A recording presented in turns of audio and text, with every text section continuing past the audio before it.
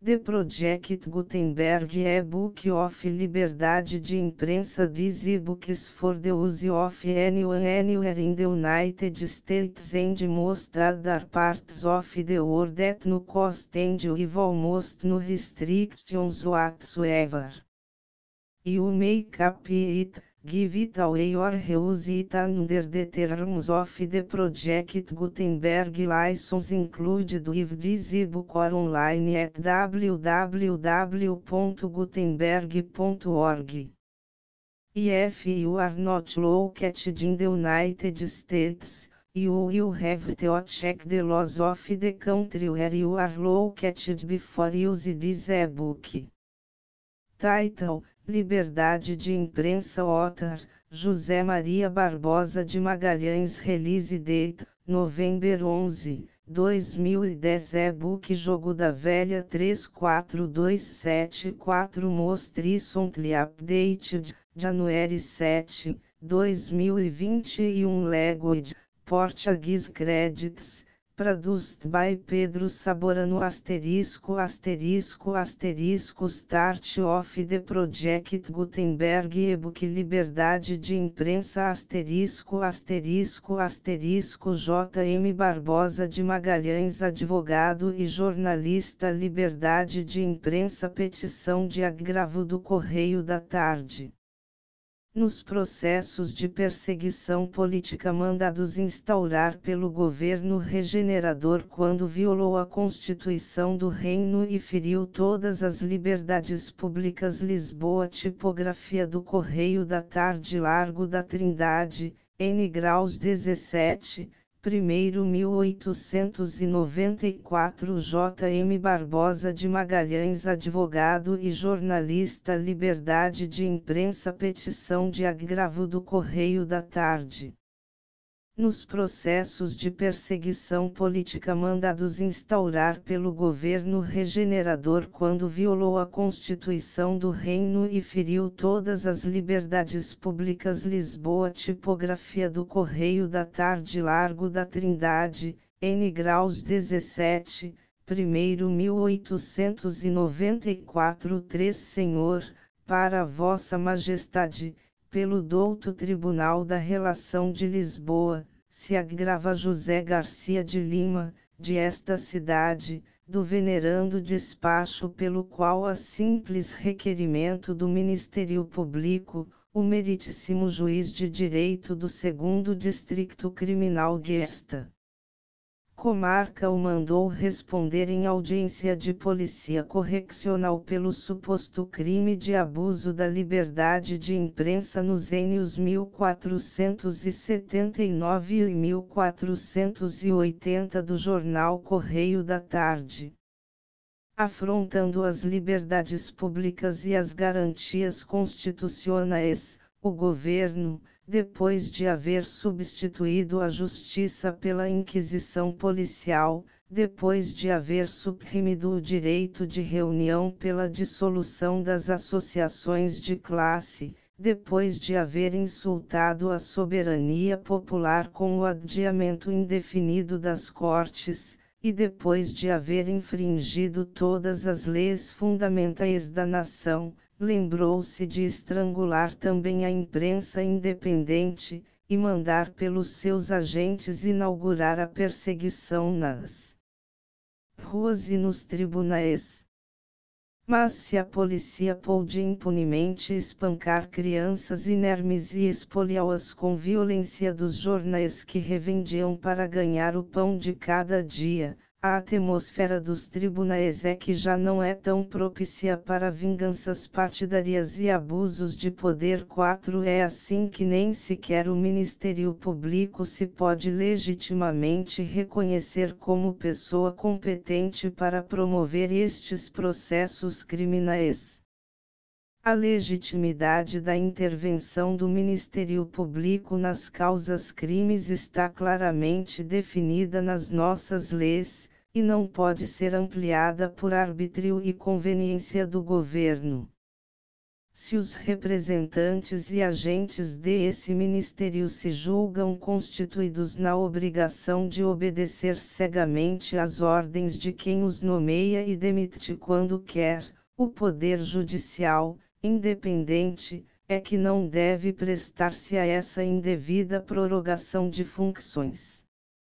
Pelo art. 1º do Decreto de 10 de dezembro de 1852, ficou competindo ao Ministério Público a acusação de todos os crimes e contravenções, de que trata o Código Penal, com única exceção dos casos em que o mesmo Código torna essa acusação, ou a continuação dela, dependentes da queixa, ou do consentimento das pessoas ofendidas, ou de seus pais ou tutores. Ora, o Código Penal, no art. 416º, expressamente declara que não poderá ter lugar procedimento judicial pelos crimes de difamação e de injúria, senão a requerimento de parte, quando esta for um particular ou empregado público individualmente difamado ou injuriado, salvo nos casos declarados no capítulo 2 do título 3 do livro 2 do mesmo Código, ou, como amplia o único desse artigo, quando o crime for cometido na presença das autoridades públicas ou dos ministros eclesiásticos, no exercício do seu ministério, ou nos edifícios destinados ao serviço público, ou ao culto religioso, ou nos passos reais. Logo, não estando o crime atribuído ao agravante em nenhum destes casos excepcionais, não é o Ministério Público parte legítima para promover a sua punição. 5. Efetivamente, a promoção que determinou o despacho recorrido não incrimina o agravante em nenhum dos artigos do Código Penal, nem lhe seria fácil fazê-lo. Diz que está em curso na penalidade prescripta no 2º do art. 7º do Decreto N. Graus 1 de 29 de março de 1890, e o facto punido N. Este é muito diverso do previsto no art. 181º e seus do Código Penal.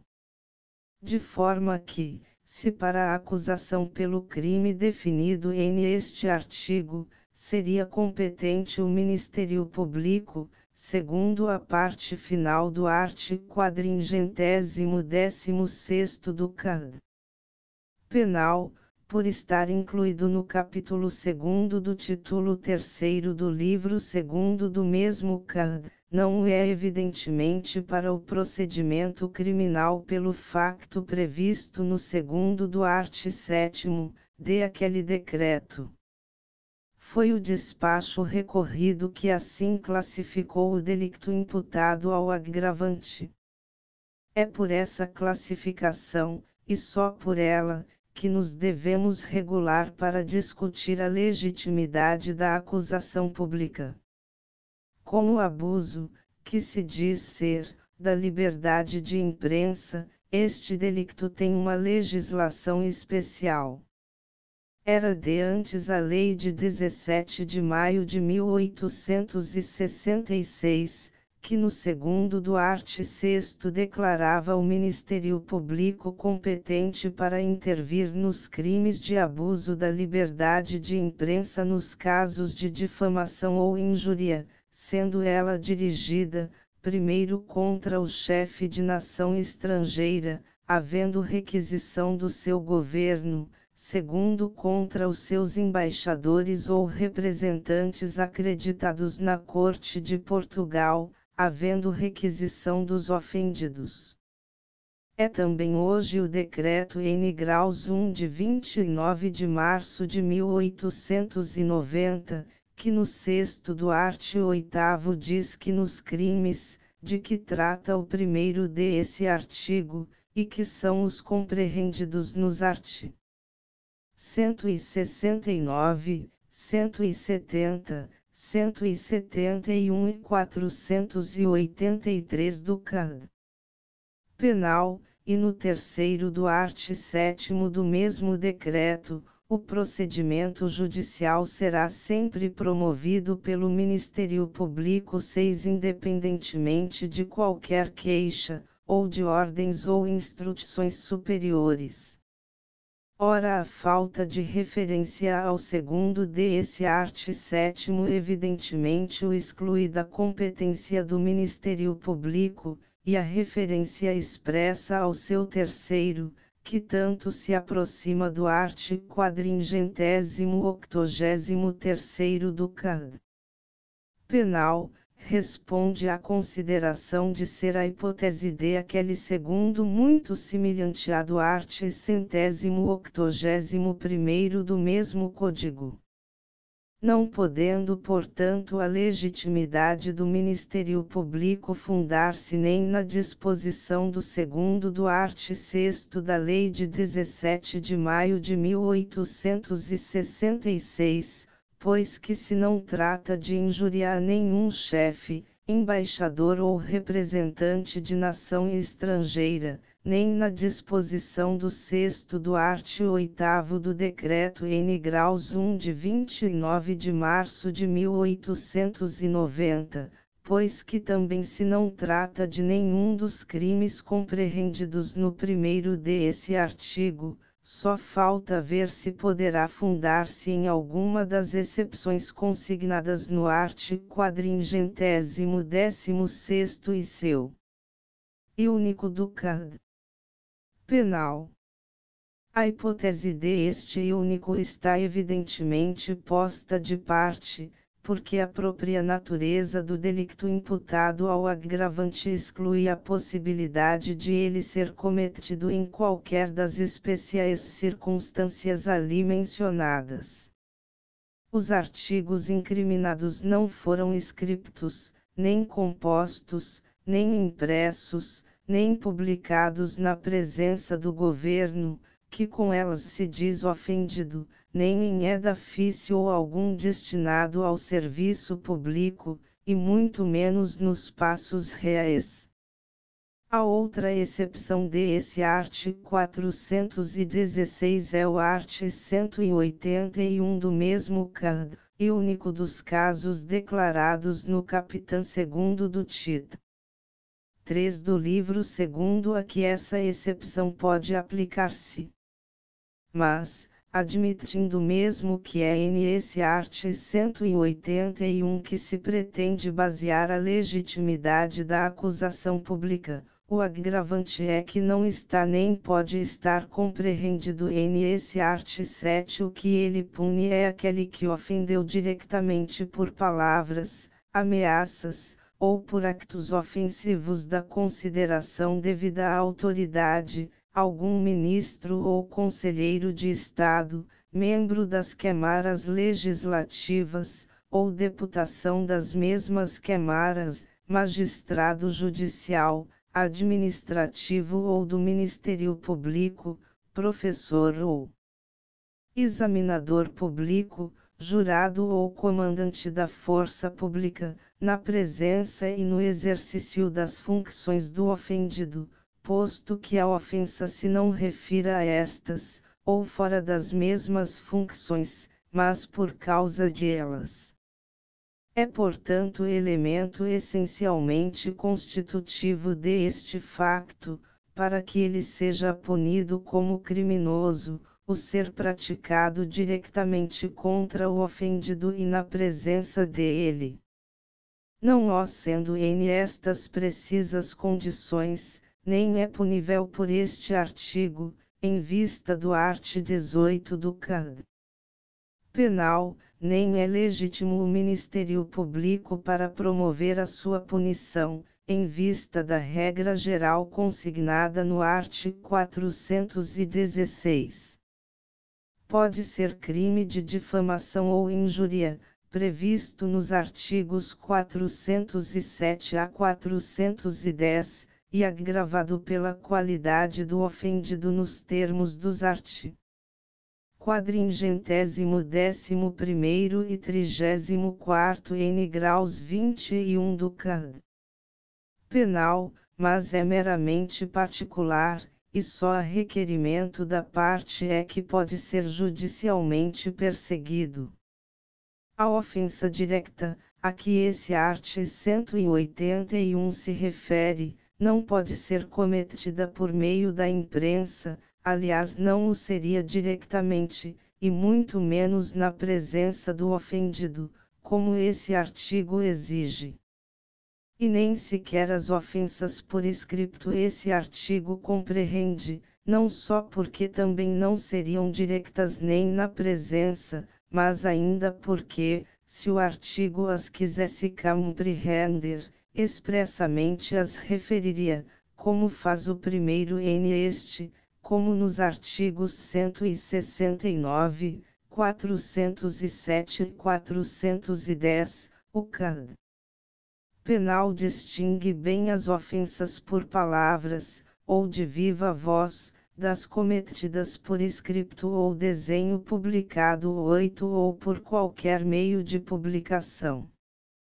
Comparando a redação de todos estes artigos e especialmente do primeiro do art. 181, com a do corpo deste mesmo artigo, se vê logo que os delictos da imprensa não estão nele compreendidos.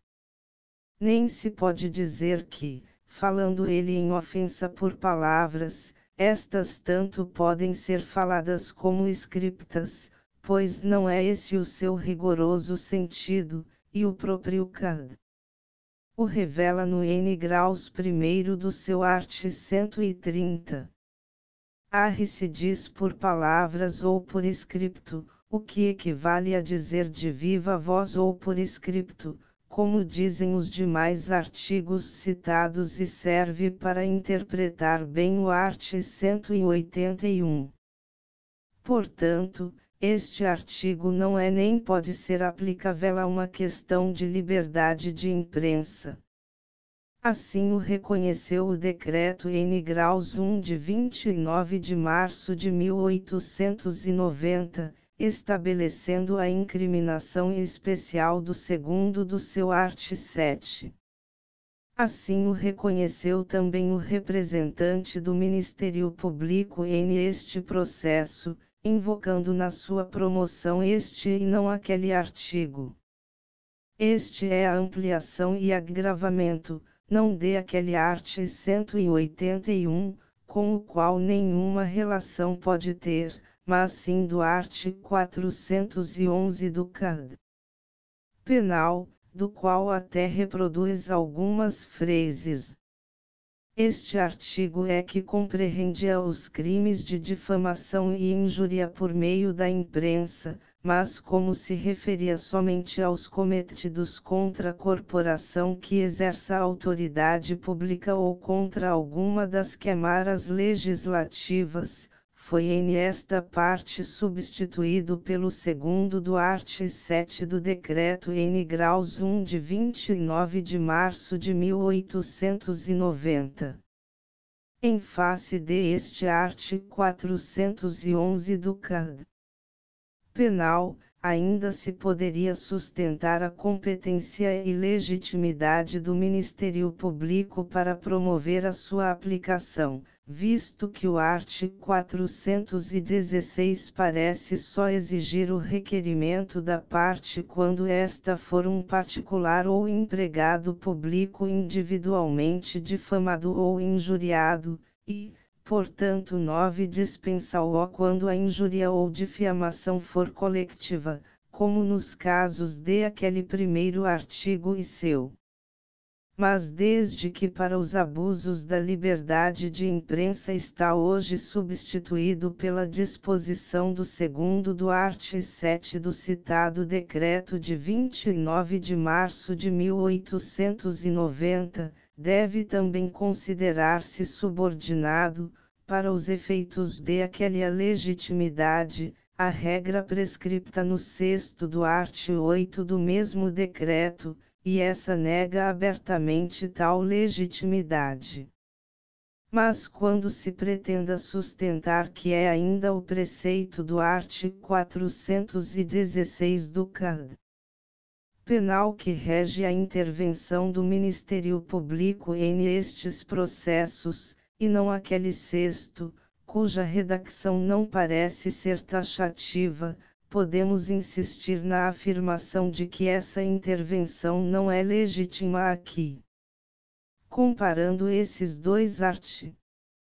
411 e 416 do Código Penal, nota-se distinção entre as ofensas individual e coletiva. Supondo que pode ter lugar procedimento judicial a simples requerimento do Ministério Público quando os crimes declarados nos art. 407 e 410 forem cometidos contra alguma das câmaras legislativas ou contra a corporação que exerça a autoridade pública, nos termos do art. 411, ou contra algum dos poderes políticos legitimamente constituídos, nos termos do segundo do art. 7 do Decreto N. Graus 1 de 29 de 1890, o facto de que se trata é que não está em nenhuma de essas condições. Efectivamente, a promoção do Ministério Público imputa ao agravante o crime de ofensa ao governo ou poder executivo legitimamente constituído. Não se diz em que essa ofensa consiste, mas deixemos isso para mais tarde. O que é certo é que o Ministério Público, reconhecendo a sua manifesta incompetência se tratasse de uma ofensa individual, ainda mesmo quando dirigida a qualquer dos funcionários mencionados no segundo do art. 7 de aquele decreto, procurou habilmente legitimar-se, dando à pretendida ofensa caráter coletivo.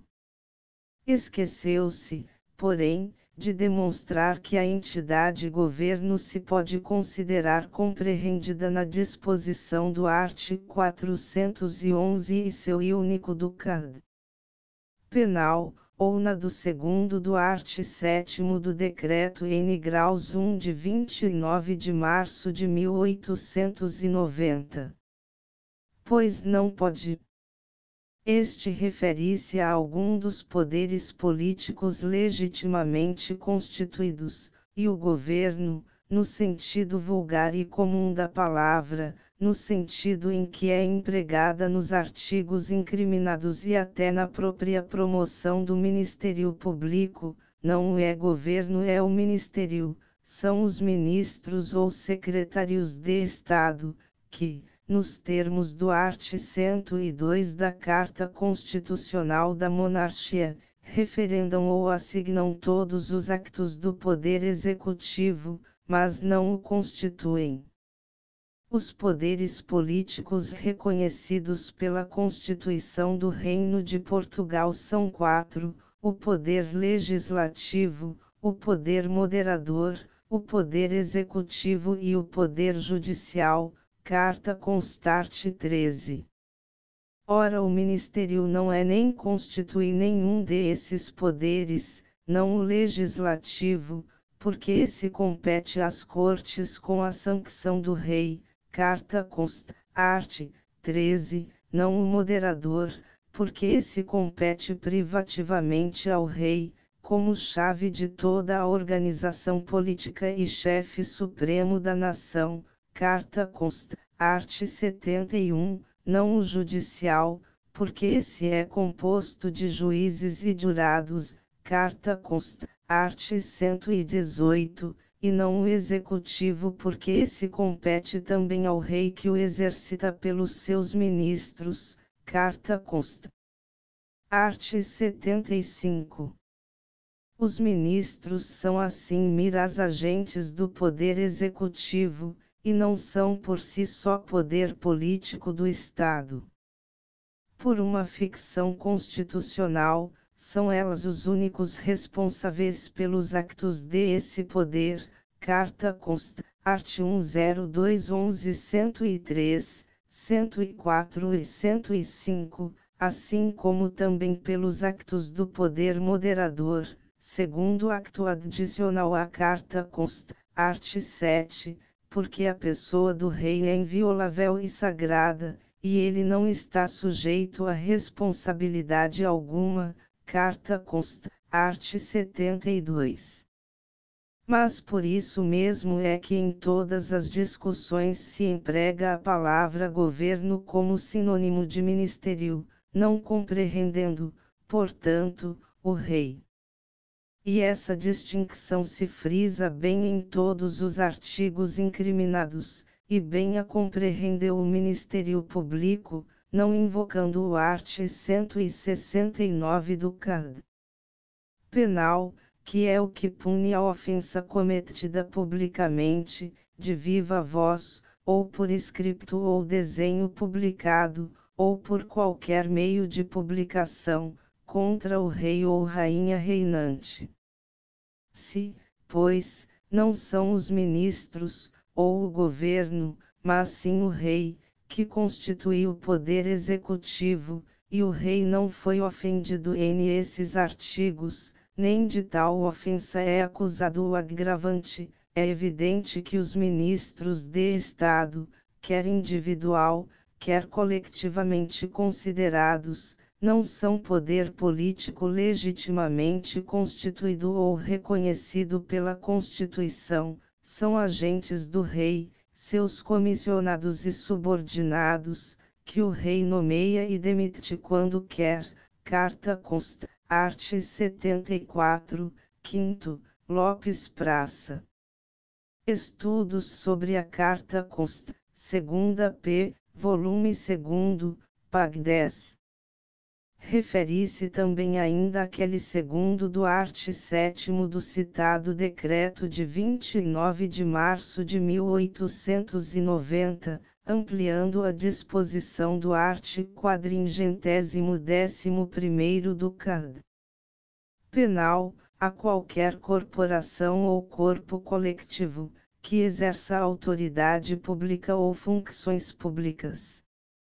Mas também se não pode legalmente considerar como tal o governo ou ministério. Distinguindo-o claramente do poder executivo, de que trata no capítulo 2 do título 5º, a Carta Constitucional 12 define-o nos art. 101º e 102º, compreendidos no capítulo 6 do mesmo título, art. 101º haverá diferentes secretarias de Estado. A lei designará os negócios pertencentes a cada uma e seu número, as reunirá ou separará como mais convier. Art. 102º Os ministros de Estado referendarão ou assignarão todos os actos do Poder Executivo, sem o que não poderão ter execução. Que houvesse 6 secretarias de Estado a saber, dos negócios do Reino, da Justiça, da Fazenda, da Guerra, da Marinha e Estrangeiros, já dispunha o art. 157º da Constituição de 1822. E essas são ainda as que há, e mais a das obras públicas, comércio e indústria, criada pelo Decreto-Lei de 30 de agosto de 1852. O Ministério é, pois, um grupo de tantos secretários de Estado quanto se julgarão precisos para por elas se dividir o expediente de todos os actos do Poder Executivo. E os ministros são funcionários superiores, presidindo respectivamente a cada uma de essas secretarias de Estado. Não constituem, pois, uma corporação, ou corpo coletivo no sentido jurídico da palavra. É verdade que a Lei de 23 de junho de 1855 dispôs que, em todos os ministérios, houvesse um presidente de Conselho de Ministros, nomeado pelo Rei, e que esse presidente tivesse a seu cargo alguma das secretarias de Estado, facultando-lhe, porém, quando o bem do Estado o exigisse, exercer somente as atribuições de chefe do ministério.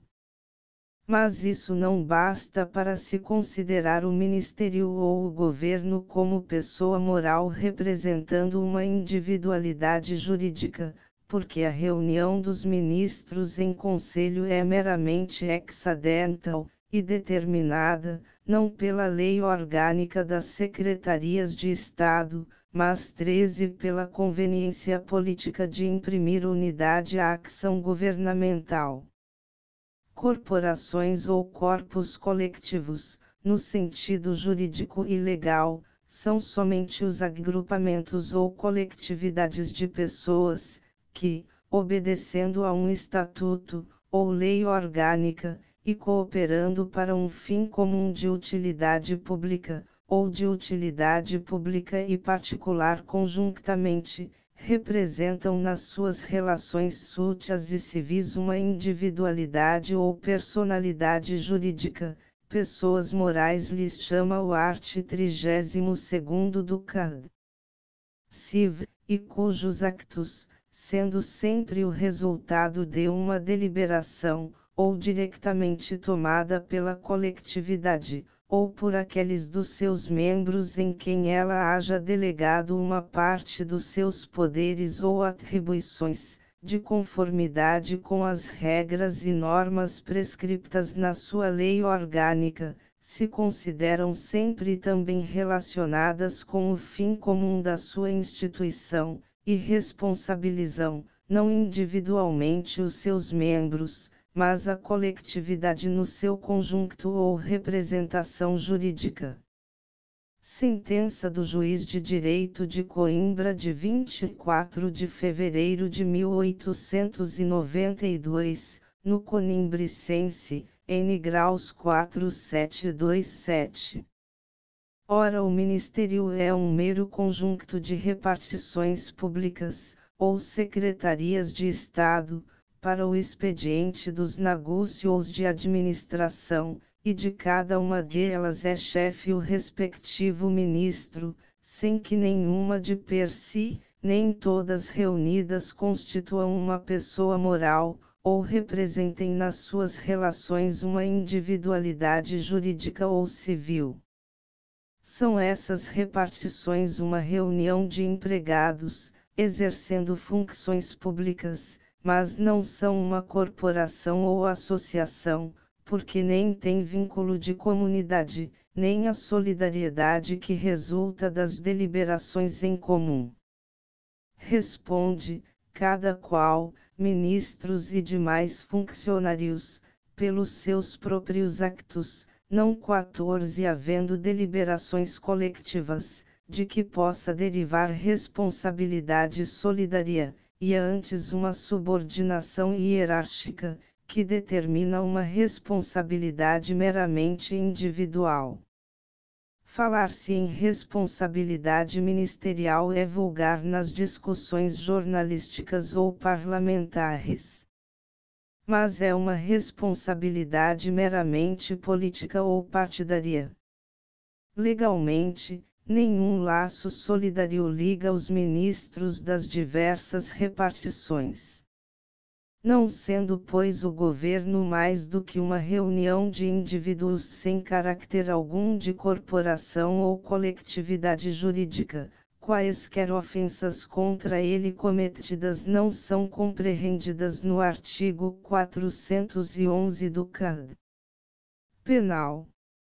O Código Civil, no artigo 37º, inclui o Estado entre as pessoas morais, mas o governo não é o Estado. Estado é a nação politicamente organizada. Ora, quem assim representa a nação portuguesa, segundo o artigo 12º da Carta Constitucional, é o Rei e as Cortes Guerras. Resumindo, no artigo 7º do 2º, citado na promoção do Ministério Público, a distinguir entre ofensas individuais e coletivas. Quando algum dos funcionários ali mencionados é individualmente injuriado ou difamado pela imprensa, o Ministério Público é incompetente para promover a punição desse delito, porque ele só pode ser punido a requerimento da parte, nos expressos termos do artigo 416º do Código Penal, e, como a entidade governo nem é poder político do Estado, nem se pode considerar corporação com individualidade jurídica, e exercendo como tal autoridade pública, também o Ministério Público não é parte legítima para desagravar perante os tribunais. Se os ministros, um ou todos, se julgavam ofendidos com os artigos incriminados, passassem procuração a advogado, constituíssem-se parte no processo criminal 15 e assumissem a responsabilidade de uma acusação falsa ou improcedente. Foi assim que fizeram sempre em Portugal os ministros da coroa, desde o glorioso Duque de Saldanha e o eminente criminalista Silva Ferrão, até aos ex-ares Visconde de Seabra e Conde de Valbon. Mas supondo que a magistratura do Ministério Público se podia legitimamente converter em uma agência de negócios particulares dos ex-ares ministros, ainda este processo não seriam felizes, porque ele enferma de nulidade insanável, pela falta essencial de corpo de delicto direto. O facto de que se trata deixou vestígios permanentes, e até se juntaram aos autos, são os exemplares dos números dos jornais em que se fizeram as publicações incriminadas. Ora, o art. 902 da novembro já é bem expresso, nos corpos de delicto de facto permanente, não só se verificarão, por meio de exames, todos os vestígios que deixar o crime, bem como o estado do lugar em que se cometeu, mas também se investigarão todas as circunstâncias relativas ao modo por que foi cometido e se recolherão com todo o escrúpulo os indícios que houver contra os que se presumirem culpados, tomando-se logo declarações verbas e sumárias aos circunstantes etc.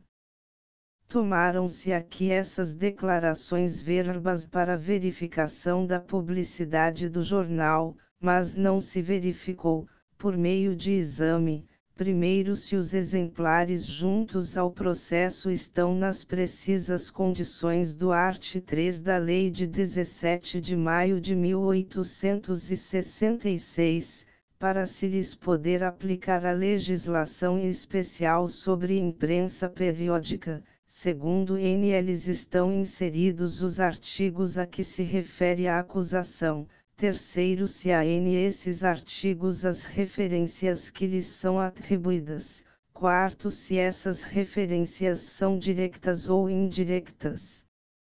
Se há indivíduos ou corporações, se há particulares 16 ou funcionários públicos, se por motivo ou não de suas funções, etc., etc. Nem se fez exame nenhum. Não se pode dizer que essa verificação se faz à simples vista, porque a lei exige expressamente que ela só se faça por meio de exame, menos se pode alegar que o agravante, em juízo os factos de que pode derivar a sua responsabilidade, porque o art. 901 da novembro já expressamente dispõe que a confissão duro não supre o corpo de delicto e que a falta de este anula todo o processo. Por serem autos de polícia correccional, nem por isso se dispensa neles o corpo de delicto, novembro art. 251. E a nulidade que da sua falta resulta é insanável. Lei de 18 de julho de 1885, art. 13, n. grau segundo, tanto mais que essa preterição influi no exame e discussão da causa, Lei de 18 de julho de 1855, art. 13, n. graus 14. Ambas estas questões, de ilegitimidade de parte e de nulidade do processo, são prejudiciais, e de ambas têm de conhecer primeiro os tribunais de recurso, mesmo que não houvesse reclamação. Não é, porém, este o principal fundamento do agravo, que se autoriza no art. 17 do Decreto de 15 de setembro de 1892. E com razão, porque o facto imputado ao agravante não é criminoso, porque nos artigos arguidos não há ofensa a ninguém, porque em suma se não cometeu abuso algum de liberdade de imprensa. O que em esses artigos se faz é discutir e censurar, embora com energia e veemência, os actos do governo, que ninguém ousa contestar que são revoltantes atentados contra os mais fundamentais princípios e contra as mais sagradas garantias da Constituição do 17º Reino. Disse-se o que está na consciência de todos, o que o próprio governo confessa, que ele usurpou as faculdades legislativas constitucionais, cometendo assim um abuso de que nem mesmo as cortes ordinárias o podem absolver, que ele comprometeu e prejudicou as instituições, imprimindo-lhes um odioso caráter de despotismo e de reacção, absolutamente incompatível com o espírito das sociedades modernas, que ele abusou da força de que a nação, por intermédio do rei, o investira, esmagando a representação nacional e a soberania popular, que ele violou as leis, faltou ao decoro do poder, desrespeitou as liberdades públicas, irritou as paixões partidárias, pôs em sobressalto a ordem política e a paz social, que ele é enfim, um perigo para a coroa e para o país. Mas não há em nenhum deles uma só palavra de difamação ou injúria contra a honra e consideração pessoal de qualquer dos ministros. Não se lhes lisonjeia a vaidade, condenam-se-lhes acremente os seus actos de administração política, reclama-se a sua urgente substituição nos conselhos da coroa, proclama-se a sua incompetência para gerir os interesses nacionais, mas exerce-se assim apenas o direito de todo o cidadão de um Estado livre. Toda a lei, que reconhece um direito, legitima os meios indispensáveis para o seu exercício, cad.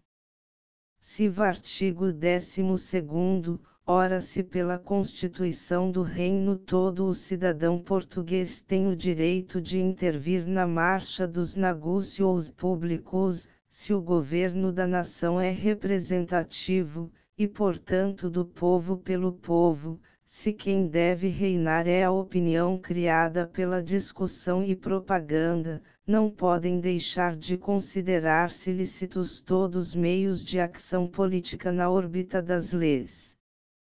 Por isso a Carta Constitucional, no artigo 145º, permite que todos possam comunicar os seus pensamentos por palavras 18 e escritos, e publica-os pela imprensa sem dependência de censura. Terceiro, e que todo o cidadão possa apresentar por escrito reclamações, queixas ou petições, e até expor qualquer infração de Constituição e, até requerer perante a competente autoridade a efetiva responsabilidade dos infratores. 28º.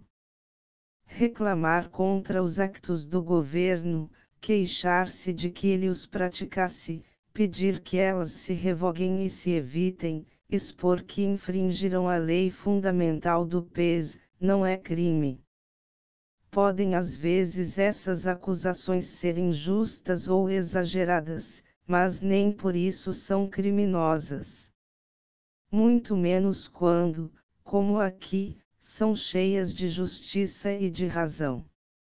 Podem também às vezes ser feitas em termos ásperos e violentos, mas nem por isso se podem punir como ofensas, porque a injúria está no sentido e na intenção e não na forma. E aqui, nem esta foi tão dura como os atentados mereciam. Aboliu a Lei de 17 de maio de 1866 todas as cauções e restrições estabelecidas para a imprensa periódica pela legislação então vigente. E o famoso Decreto N. Graus 1 de 29 de março de 1890 não ousou revogar essa lei nos seus fundamentais princípios e nas suas afirmações liberas. Antes no seu art. 1º, embora com muito duvidosa sinceridade, declara assegurada a liberdade de imprensa e permitida a publicação de qualquer periódico nos termos da legislação em vigor. Ora, nos termos de essa legislação não são proibidos os meios de discussão e crítica das disposições tanto da lei fundamental do Estado como das outras leis, com o fim de esclarecer e preparar a opinião pública para as reformas necessárias pelos trâmites legais. 19 Este é, pois, o princípio legal aplicável ao caso. Discutir e criticar as medidas decretadas, em audaciosa e insólita ditadura, pelo governo, no manifesto intuito de esclarecer e preparar a opinião pública para a sua reforma, não por meio da revolução armada, mas pela resistência legal, pelo parlamento liberrimamente eleito, ou pelo poder moderador esclarecido e desafogado, foi o que fez a redação do Correio da Tarde, e é o que pode fazer todo o membro da sociedade política portuguesa, em que pese aos algozes da democracia e da liberdade. Quem usa de um direito não faz ofensa a ninguém, cad. Sivart 13º, cad. Penal, art. 44º, N. Graus 4º, e se é legítima a defesa da honra, vida e fazenda própria ou alheia, cad. Sivart 44º N. Graus 5º e 377, não são menos invioláveis e sagrados os direitos políticos e as garantias individuais.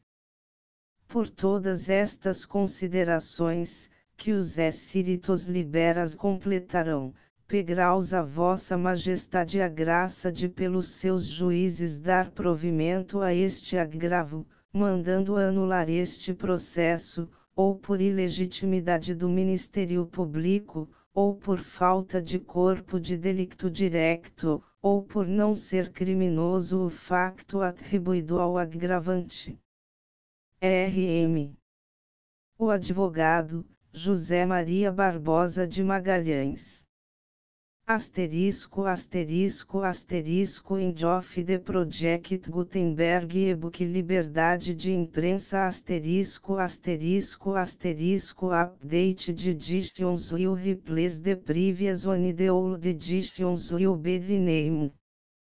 Creating the works from print editions not protected by US copyright law means that no one owns the United States copyright in these works, so the foundation, and you, can copy and distribute it in the United States without permission and without paying copyright royalties. Special rules, set forth in the general terms of use part of this license, apply to copying and distributing Project Gutenberg trademark electronic works to protect the Project Gutenberg trademark concept and trademark. Project Gutenberg is a registered trademark, and may not be used if you charge for an e-book, except by following the terms of the trademark license, including paying royalties for use of the Project Gutenberg trademark. If you do not charge anything for copies of this e-book, complying with the trademark license is very easy. You may use this e-book for nearly any purpose such as creation of derivative works, reports, performances and research. Project Gutenberg e-books may be modified and printed and given away. You may do practically anything in the United States with e-books not protected by US copyright law. Redistribution is subject to the trademark license, especially commercial redistribution. Start. Full license. The full Project Gutenberg license please read this before you distribute or use this work to protect the Project Gutenberg trademark mission of promoting the free distribution of electronic works, by use or distributing this work, or any other work associated in any way with the phrase Project Gutenberg. You agree to comply with all the terms of the full Project Gutenberg trademark license available with this file or online at www.gutenberg.org/license. Section 1. General Terms of Use and Redistributing Project Gutenberg Trademark Electronic Works 1. By reading or use any part of this Project Gutenberg Trademark Electronic Work, you indicate that you have read, understand, agree to and accept all the terms of this license and intellectual property, trademark/copyright, agreement. If you do not agree to abide by all the terms of this agreement, you must cease use and return or destroy all copies of Project Gutenberg trademark electronic works in your possession. If you paid a fee for obtaining a copy of your access to a Project Gutenberg trademark electronic work and you do not agree to be bound by the terms of this agreement, you may obtain a refund from the person or entity to whom you paid the fee set forth in paragraph 1.8. 1.b Project Gutenberg is a registered trademark. It may only be used on or associated in any way with an electronic work by people who agree to be bound by the terms of this agreement. There are a few fees that you can do with most Project Gutenberg trademark electronic works even without complying with the full terms of this agreement. See paragraph 1.c below. There are a lot of fees you can do with Project Gutenberg trademark electronic works if you follow the terms of this agreement and help preserve free future access to Project Gutenberg trademark electronic works. See paragraph 1.i below. 1c. The Project Gutenberg Literary Archive Foundation, the foundation or PGLAF, owns a compilation copyright in the collection of Project Gutenberg trademark electronic works. Nearly all the individual works in the collection are in the public domain in the United States. If individual works are unprotected by copyright law in the United States and you are located in the United States, we do not claim a right to prevent you from copying, distributing, perform, displaying or creating derivative works based on the work as long as all references to Project Gutenberg are removed. Of course, we hope that you will support the Project Gutenberg trademark mission of promoting free access to electronic works by freely sharing Project Gutenberg trademark works in compliance with the terms of this agreement for keep the Project Gutenberg trademark name associated with the work. You can easily comply with the terms of this agreement by keep this work in the same format with its attached full Project Gutenberg trademark license when you share it without charge with others. 1.d. The copyright laws of the place where you are located also govern what you can do with this work.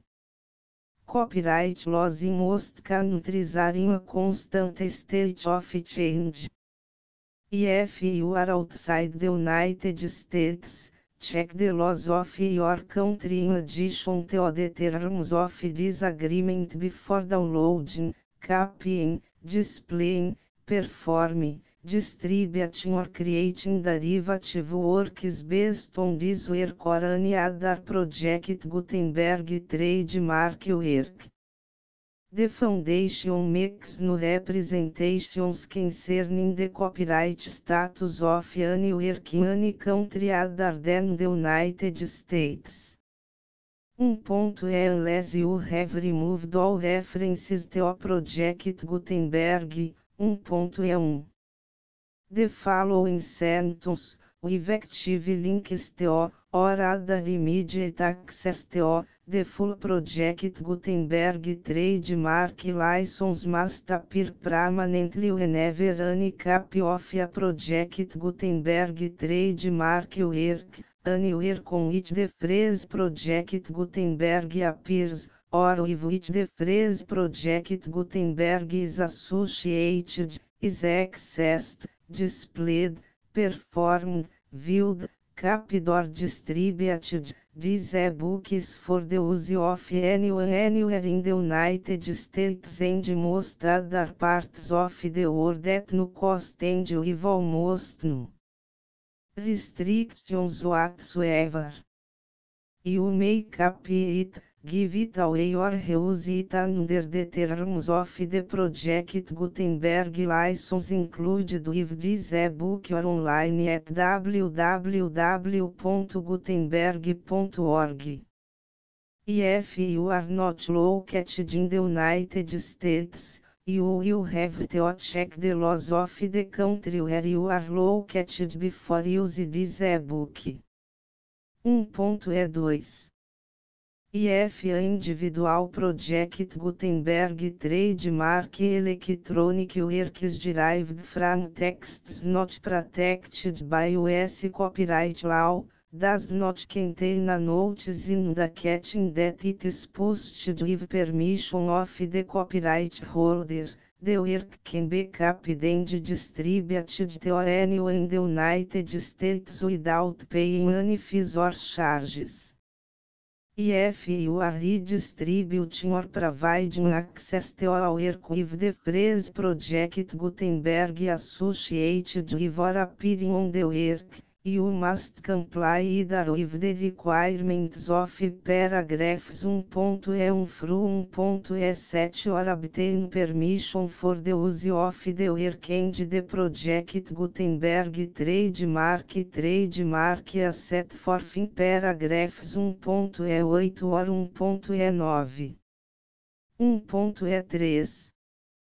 If a individual Project Gutenberg trademark electronic works posted with the permission of the copyright holder, your use and distribution must comply with both paragraphs 1.e1 through 1.e7 and any additional terms imposed by the copyright holder. Additional terms will be linked to the project Gutenberg trademark license for all works posted with the permission of the copyright holder found at the beginning of this work. 1.E4 Do not unrecord that or remove the full project Gutenberg trademark license terms from this work, or any files containing a part of this work or any other work associated with project Gutenberg trademark. 1.E5 Do not copy, display, perform, distribute or redistribute this electronic work, or any part of this electronic work, without permanently displaying the sentence set forth in paragraph 1.E1 effective links or immediate access to the full terms of the project Gutenberg trademark license. 1.E6 You may convert to and distribute this work in any binary, compressed, marked up, non-proprietary or proprietary form, including any word processing or hypertext form. However, if you provide access to or distribute copies of a project Gutenberg trademark work in a format other than plain vanilla ASCII or other format used in the official version posted on the official project Gutenberg trademark website, www.gutenberg.org fecha parênteses you must, at no additional cost, for expense to the user, provide a copy, a means of exporting a copy, or a means of obtaining a copy upon request, of the work in its original plain vanilla ASCII or other form. Any alternate format must include the full project Gutenberg trademark license as specified in paragraph 1.E1. 1.E7 Do not charge a fee for access to, viewing, displaying, performing, copying or distributing any project Gutenberg trademark works unless you comply with paragraph 1.E8 or 1.E9.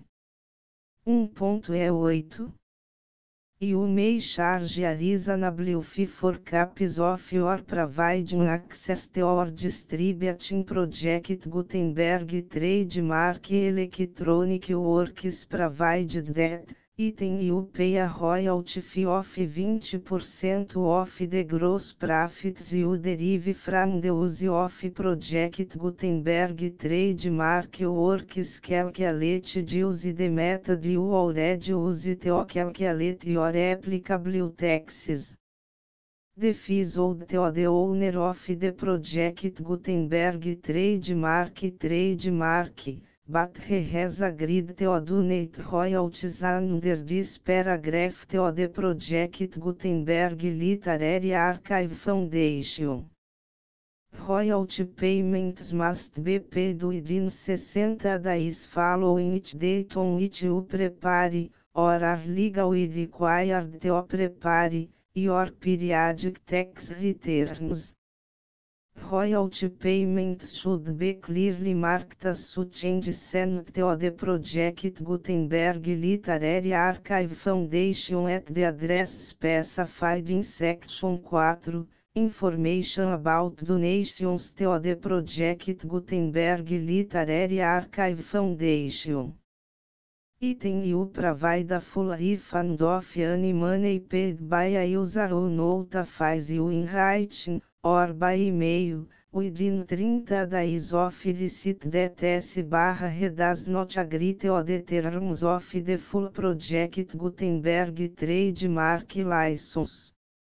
You must require such a user to return or destroy all copies of the works possessed in a physical media and discontinue all use of and all access to other copies of project Gutenberg trademark works. Item you provide, in accordance with paragraph 1.f3, a full refund of any money paid for our core replacement cap, if a defect in the electronic works discovered and reported to you within 90 days of receipt of the work. Item you comply with all other terms of this agreement for free distribution of Project Gutenberg Trademark Works. 1.E9 If you wish to charge a fee or distribute a Project Gutenberg Trademark Electronic Work or group of works on different terms than are set forth in this agreement, you must obtain permission in writing from the Project Gutenberg Literary Archive Foundation, the manager of the Project Gutenberg Trademark. Contact the foundation as set forth in section 3 below. 1.f1.f1 Project Gutenberg volunteers and employees expend considerable effort to identify, do copyright research on, transcribe and proofread works not protected by US copyright law in creating the Project Gutenberg Trademark Collection. Despite these efforts, Project Gutenberg Trademark Electronic Works, and the media on which they may be stored, may contain defects such as, but not limited to, incomplete, inaccurate or corrupt data, transcription errors, a copyright or other intellectual property infringement, a defective or damaged disk or other medium, a computer virus, or computer codes that damage or cannot be read by your equipment. 1.f2 Limited warranty, disclaimer of damages, except for the right of replacement or refund described in paragraph 1.f3, the Project Gutenberg Literary Archive Foundation, the owner of the Project Gutenberg Trademark, and any other party distributing a Project Gutenberg Trademark Electronic Work under this agreement, disclaim all liability to you for damages, costs and expenses, including legal fees. You agree that you have no remedies for negligence, strict liability, breach of warranty or breach of contract except as provided in paragraph 1.f3. You agree that the foundation, the trademark owner, and any distributor under this agreement will not be liable to you for actual, direct, indirect, consequential, punitive or incidental damages even if you give notice of the possibility of such damage. 1.f3 Limited right of replacement or refund, if you discover a defect in this electronic work within 90 days of receive it, you can receive a refund of the money, if any. You paid for it by sending a written explanation to the person you received the work from. If you received the work on a physical medium, you must return the medium with your written explanation. The person or entity that provided you with the defective work may elect to provide a replacement cap in lieu of a refund.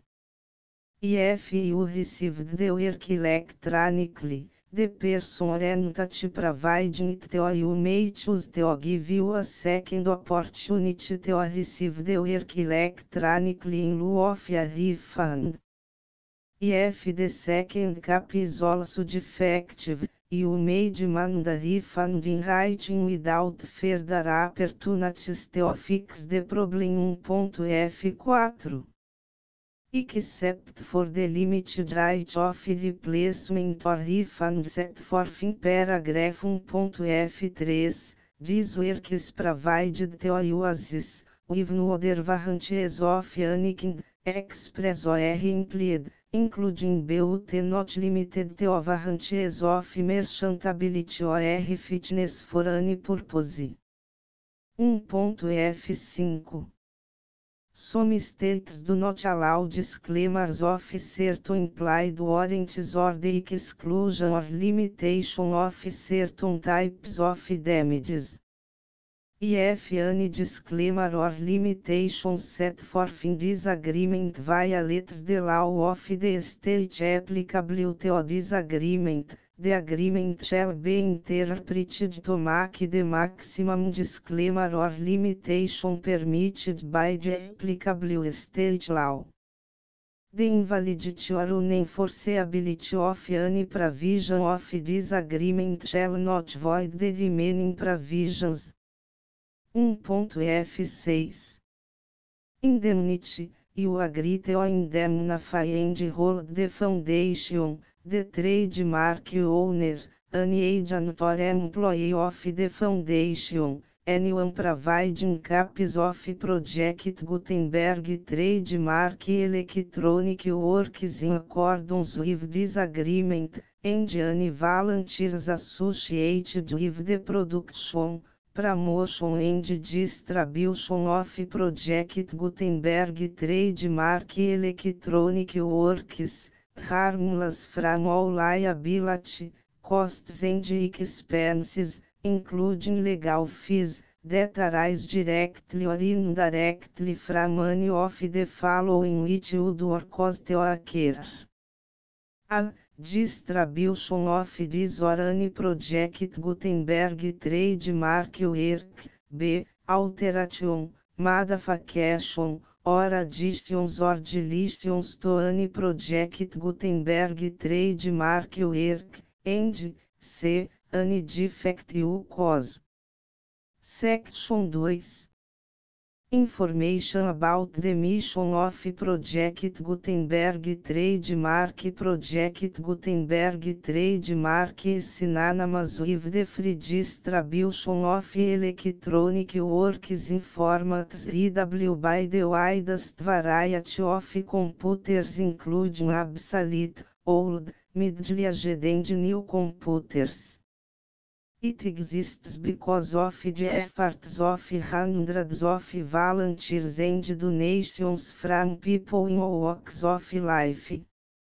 Volunteers and financial support to provide volunteers with the assistance they need are critical to reach Project Gutenberg trademark goals and ensuring that the Project Gutenberg trademark collection will remain freely available for generations to come.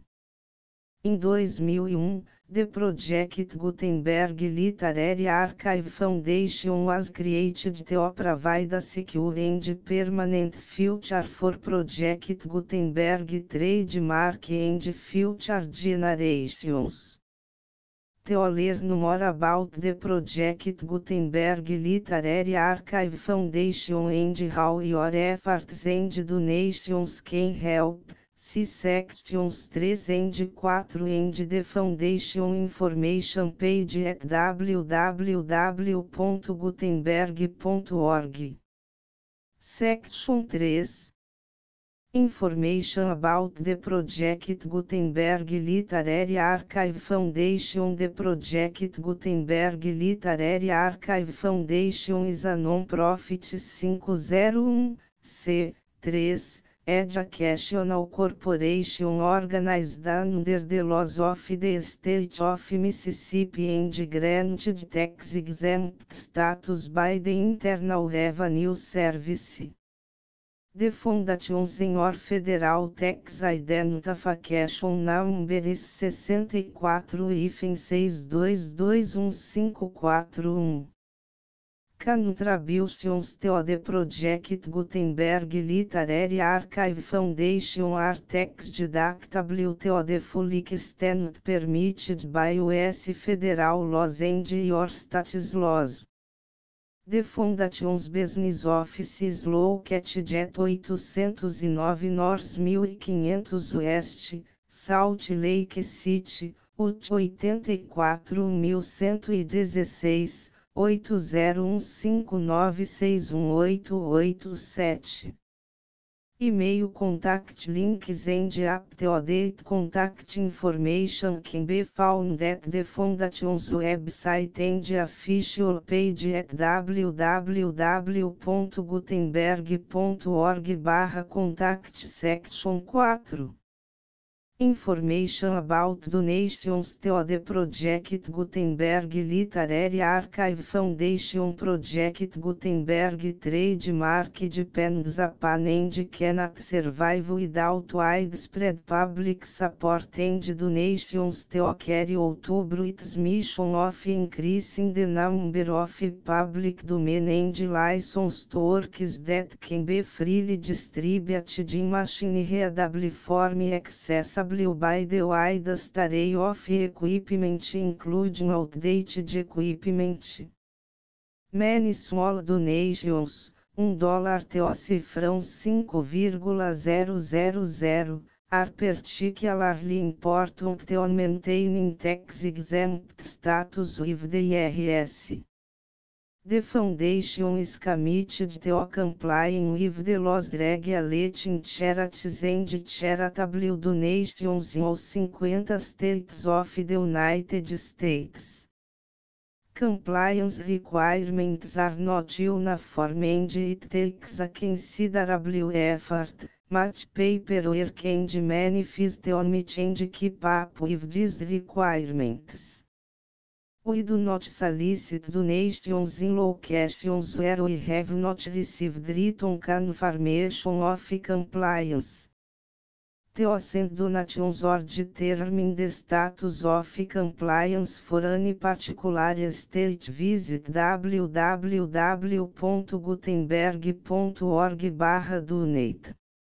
While we cannot and do not solicit contributions from states where we have not met the solicitation requirements, we know of no prohibition against accepting unsolicited donations from donors in such states who approach us with offers to donate. International donations are gratefully accepted, but we cannot make any statements concerning tax treatment of donations received from outside the United States.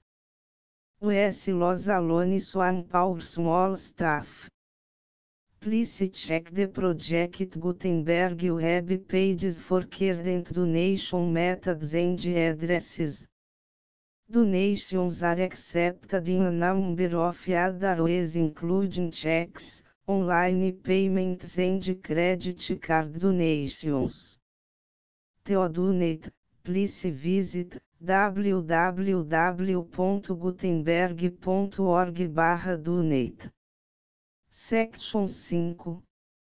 General Information about Project Gutenberg Trademark Electronic Works. Professor Michael S. Hart was the originator of the Project Gutenberg Trademark concept of a library of electronic works that could be freely shared with anyone.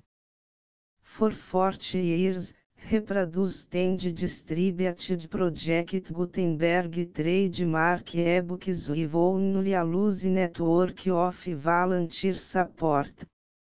Project Gutenberg trademark ebooks are often created from several printed editions, all of which are confirmed as not protected by copyright in the US unless a copyright notice is included. Thus, we do not necessarily keep ebooks in compliance with any particular paper edition. Most people start at our website, which has the main page search facility, www.gutenberg.org. This website includes information about Project Gutenberg trademark, including how to make donations to the Project Gutenberg Literary Archive Foundation, how to help produce our new ebooks, and how to subscribe to our email newsletter to hear about new ebooks. The full Project Gutenberg license.